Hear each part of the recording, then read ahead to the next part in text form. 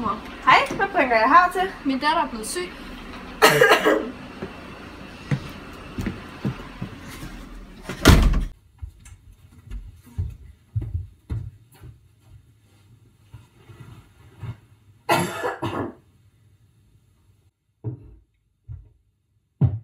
Godmorgen, min kære. Er alt vel? Min mor, hun tror, jeg har lungebetændelse. Så må jeg jo hellere gå op og tjekke, om der er mere penicillin.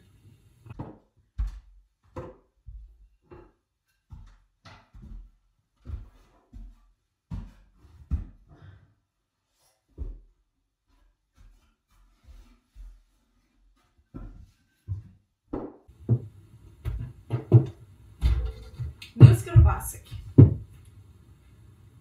Gud fred mig vel, om jeg ikke har mere penicillin tilbage.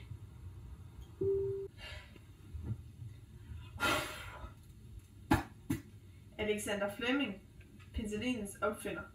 Perfekt. Side 41, strofe 7.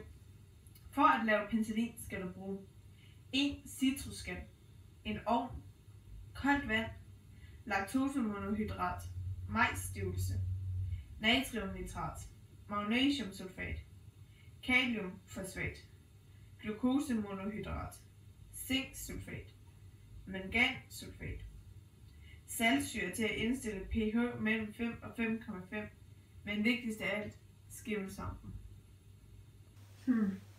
Jeg tror, jeg gemte den der skimmelsvamp fra sidste gang, jeg lavede en portion.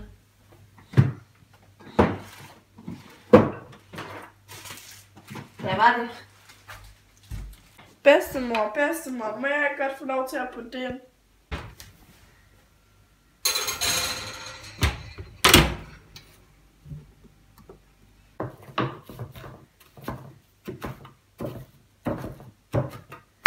Og her har vi laktosemonohydrat, majsstivelse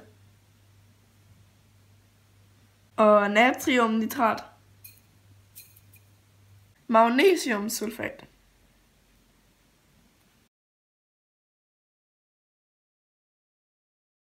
Og kaliumfosfat. Og her har vi 6 stykker glukosemonohydrat.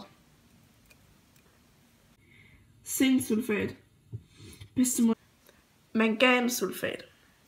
Bedstemor, det er altså virkelig dårligt det her. Flot gjort, min pige. Nu skal der bare puttes koldt vand i. Nu putter vi noget saltsyre i, for at jeg kan få pH-værdien op på 5 eller 5,5.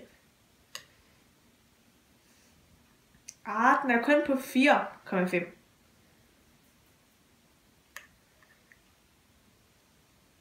Præcis 5,2. Det er jo perfekt. Så fik vi lige lidt på lageret igen.